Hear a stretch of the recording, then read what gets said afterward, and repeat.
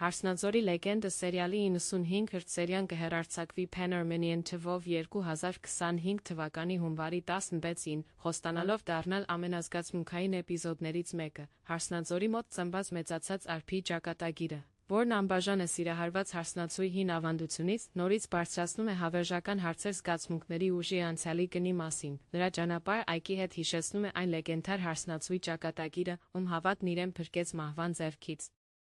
Այս սերիայում հեռուստադիտողը կդառնա հերոսուհու խորը